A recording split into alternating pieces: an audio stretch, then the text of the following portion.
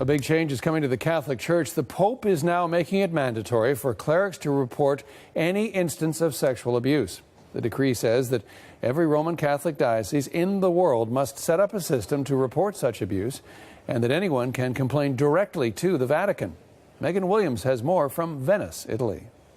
John, these are big changes in the sense that it's the first time ever that the Pope and the Vatican, the Catholic Church, have said that priests and nuns around the world are legally obliged to report cases of sexual abuse or cover-up within the Catholic Church. And that is a major change, and it's what many people were hoping for out of the February meeting of bishops here in Rome that looked at the issue of sexual abuse. Now, this came about today in an apostolic letter that the Pope wrote. He said these changes will be implemented in June, and in it he delineated what constitutes abuse. He said the abuse of minors and vulnerable people, and he expanded that definition of vulnerable people and said minors are 18 and under, or the country's law of what constitutes a minor. He also talked about abuse of power, abuse of authority as constituting an abuse, and pornography, child pornography was added to it as well, the possession, dissemination, and production of child pornography. So the crimes have been clearly stated, and the procedure it has been made much more clear and centralized.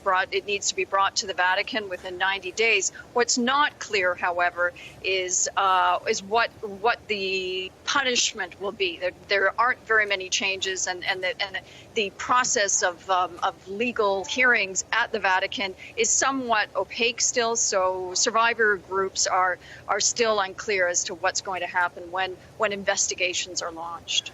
Still, as you say, though, the crimes delineated and at least a structure and an order in place there, but something that's been advocated for so long. Why is the Pope making these changes now?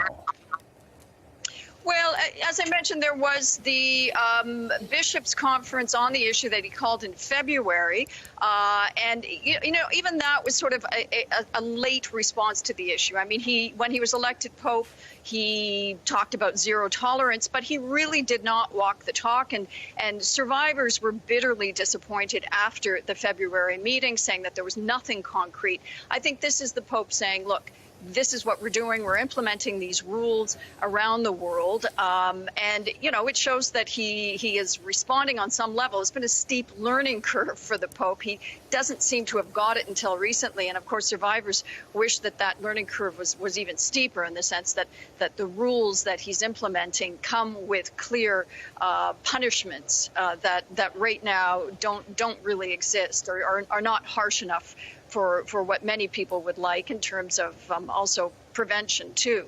But this has been an issue, as we know, that's been around for decades, and certainly the pressure on Pope Francis has been growing, and the